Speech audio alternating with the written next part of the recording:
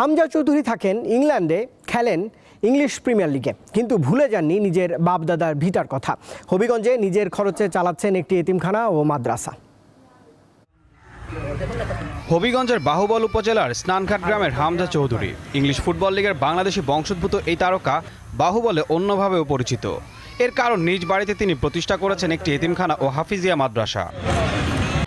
2022 সালে এটি প্রতিষ্ঠা করেন হামজা চৌধুরী। এতে এখন 30 জন শিক্ষার্থী কোরআন পড়ছে। শিক্ষক আছেন একজন। হামজা একাই এতিমখানার সব খরচ বহন করেন। এখানে 30 জন ছাত্র আছে। 30 জনের ছাত্রদের ভরণ পোষণ আমাদের হামজা চৌধুরী নিছেন। উনি এদেরকে শিক্ষা দেওয়ার জন্য এই উদ্যোগটা নিছেন। ফ্রিতে পড়ালেখা করছেন, অর্থাৎ হামজা চৌধুরীর অর্থায়নে কিন্তু তার এই মাদ্রাসাটা পরিচালিত হচ্ছে। আমাদের এতিম আমরা সবাই বড় সহ আরও অনেক ক্ষতি করে যেটা লাগে তা আমাদের দেন, তাই জন্য আমরা খুব দোয়া করি তিনি যেন আরও ভালো ফুটবল খেলোয়াড় হতে পারেন।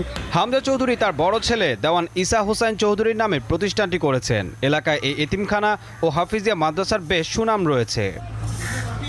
এএফসির বাছাই পর্বে ভারতের বিপক্ষে বাংলাদেশের হয়ে খেলতে সোমবার সিলেট হয়ে হবিগঞ্জে পৌঁছান ইংলিশ লিগের তারকা ফুটবলার দেওয়ান হামজা চৌধুরী। ঈশান হাসান, দীপ্ত স্পোর্টস।